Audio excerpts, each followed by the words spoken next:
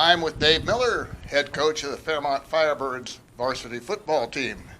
And Coach, now we're into the second half of the season, and we're taking on Miamisburg. But first, let's talk a little bit about the Wayne game.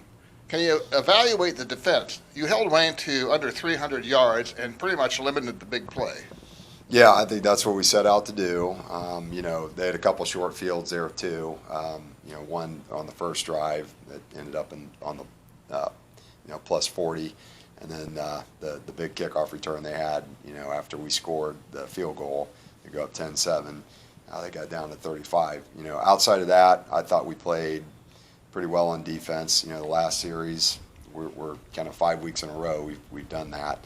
But I would say overall we got better. I could tell. I mean, that was a good offense we were going against, and I thought our defense did some really good things. So, we're headed the right direction there. Just got to keep getting better. Wayne did capitalize on a couple of long special team returns, even though you tried squib kicks. Did the speed of those two players make the difference in the long runs? Yeah. I mean, number 3 had the first one. He's pretty fast.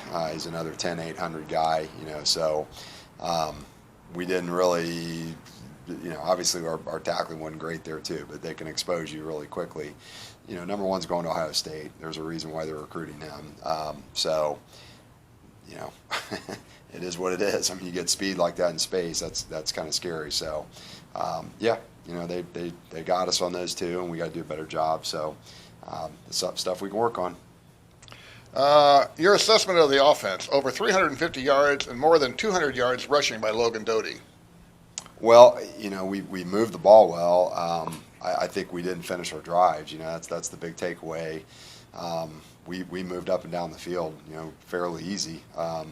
But when it counted, in the red zone, we didn't get it done. We came away with a field goal, had a 4th and 2, that really just didn't execute. It was there. We did some things kind of uncharacteristic, I guess I'd say. But against a good team like that, for us to be 10-7, basically going into the fourth quarter, you feel pretty good about that. I think we did exactly what we needed to do. We just not finishing. I think that's the big takeaway from everything.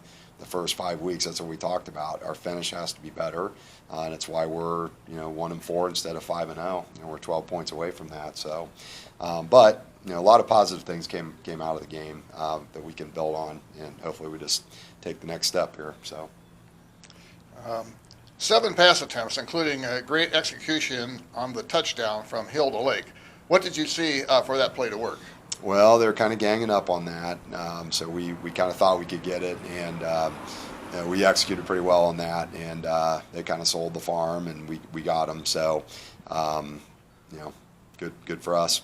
So, and then we got into our run game. Our whole thing is trying to control the clock, and like I said, the play action at the end on 4th and 2. I mean, it was there. We just have to execute better. But again, we did a lot of really good things. It's just a shame we're a little short, at the outcomes. But we talk a lot about our process, and our guys were ready to get right back to that on Saturday. So that's a positive. A key play down, 14-10. It's 4th and 2 at the Wayne 9-yard. Early in the fourth quarter. Any thought about kicking a field goal on the incomplete pass? It seems Wayne made the clean defensive play. We talked about it. Again, I think it was more us. I mean, I've just been alluding to that. Nothing against them, but we had guys open. Our tight end was open. Probably not the route that exactly the way we drew it up. But we had things there, and we just didn't take advantage of our opportunities in that case. We talked about it a little bit. I felt like, number one, going for it down there, I have no qualms whatsoever. Number one, and we're going for a touchdown at that point. We get stopped. They got to drive, 93 yards. And they did, to their credit, and that's the stuff we got to work on. But I felt better about that than kicking a field goal and having to kick off again. So that definitely played into it. I was thinking in terms of what's the risk reward here, and going for a touchdown in that situation, I'd do it over again 100%. of the time. Maybe play call a little different, but again, it was there. We just didn't execute. So we got to do better. Let's go to the end of game. Down 3, less than 1 minute left, and an onside kick. What did you see? It seems Slifer was so close to recovering that onside kick. Well, again, we didn't really execute. It was more of a comfort zone for our kicker. You know, he felt more comfortable doing that.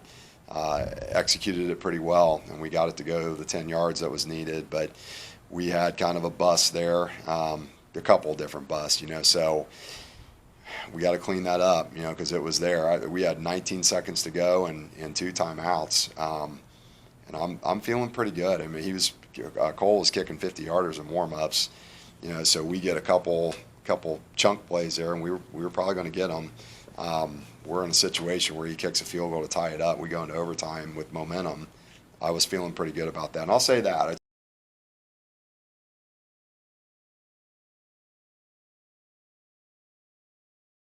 I'm Norm Shrine, and I'm with the Miamisburg Vikings head football coach, new this year, Matt Muncy. And we're going to talk a little bit about you and about the team here. As a first-year head coach at your alma mater, Miamisburg, what were the factors that led you to leave the head job in Franklin for this one? Yeah, so I'll first of all say I loved it in Franklin. Always thankful for my first head coaching opportunity.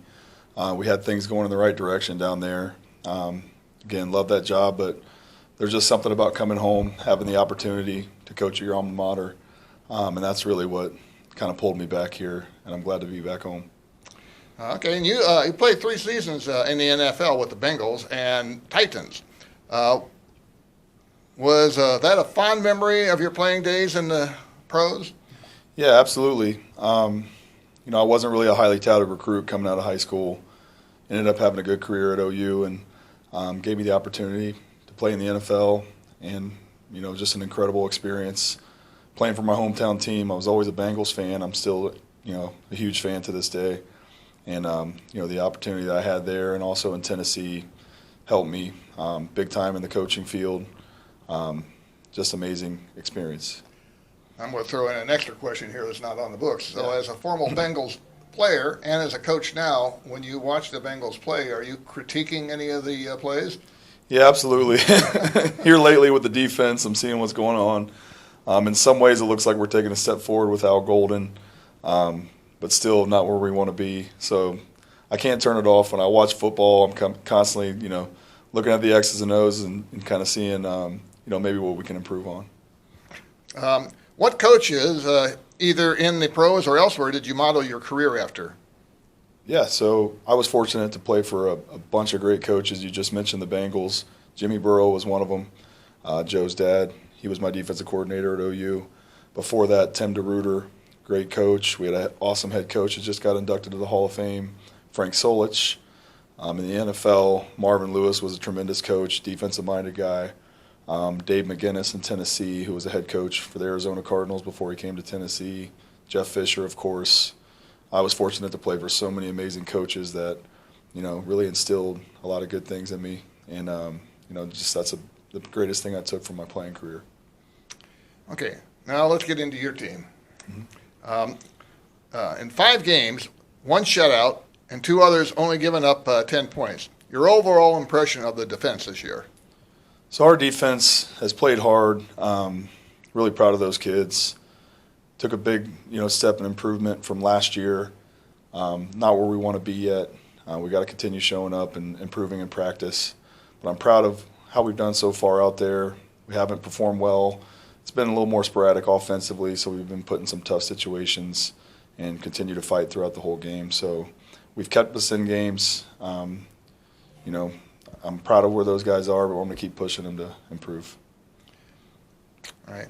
2 of the top tacklers in GWAC are seniors, Nolan Ennis and Colton Lemons. Can you tell us a little bit about each of them? Yep, both kids. You know, I was here only 2 years ago, had them as sophomores. They were some of my favorite sophomores. So I knew they'd turn into great players. There are Mike and Will linebacker. Those are the guys that should be making a ton of tackles. And they've come through and been good leaders for us, physical ball players. everything that you want to see in a high school football player. So I'm proud of those guys. But there are many others on the defense too that are just working their tails off and helping us perform the way we have so far. Offensively, you've gone with two quarterbacks, Freshwater and Bettendorf. How are the two different, and how are you in a platoon situation? Yep, so we started the season with Finn Freshwater. He's a sophomore. He's got a lot of potential, playmaking ability. That's kind of why we chose him as the initial starter. After a few games, we just weren't performing that well offensively, so we were looking for a spark. Titus is a junior, a little more experienced, has a steady hand. We feel like he's done pretty well the previous 2 weeks. He's still our starter, for the time being. It's still a competition. Both those guys know it, so they have to perform in order to stay on the field. We're seeing both of them, take steps in improving. Again, they're both younger guys. I think overall quarterback play we're not pleased with, but we just got to keep, again, improving in practice and taking steps offensively, which I think we did last week at Beaver Creek. All right, just a little side note. I don't know if you know this or not, but when I talked to Dave Miller yesterday, he said he played with Bettendorf's father. Okay. Yeah. So little tie back to Okay. previous years. Mm-hmm. Chris and Go. Yep, Chris Ngo is his name. We had a brother of his, Abel Ngo, 2 years ago that was a second-team All-State center and wrestles at Kent State. Chris is a team captain for us, tremendous leader. Love that kid. Works hard, runs the ball hard. Again, everything you want in a high school football player. So what type of rusher is he then? So he's a little bit of both, man. He can slash. He runs physical. He's hard to bring down, but he's got good speed in the open field too to make people miss. So I think he's a well-rounded back. Got good hands to catch the ball as well. Okay, and finally, Beaver Creek rushed. Maybe one more after this, but Beaver Creek rushed 40 times and passed only 5 times last week. How does that help you get ready for Fairmont? Yeah, and the second year of that system with Beaver Creek, they're running it really well. I wouldn't say as well as Fairmont, after all the time they've spent in the triple option. But Beaver Creek definitely presented its own challenges. I think that team is going to continue to improve and solidify themselves in the G-Walk. It was a good test for us leading up to Fairmont. We know Fairmont, runs it a little bit better. I think their backs run harder. Huge challenge for us this week, and really I just want to say, you mentioned Coach Miller.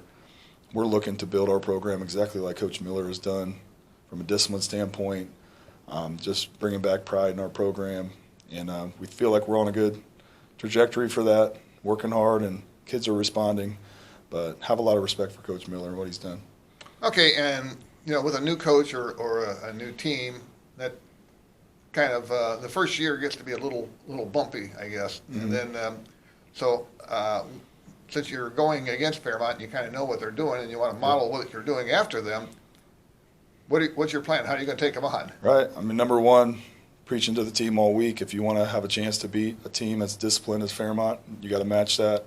We have to be disciplined. We have to play well in all 3 phases of the game. There's no weakness for Fairmont. We have to be strong in all 3 phases to compete with them. Our players have to make plays when it counts, and we've had close games come down to the wire, and we haven't come out on top. We need to get over the top this week and make those plays to win the game. All right, Coach. Well, thank you for taking the time to speak with me today, and good luck on Friday. Absolutely. Thank you.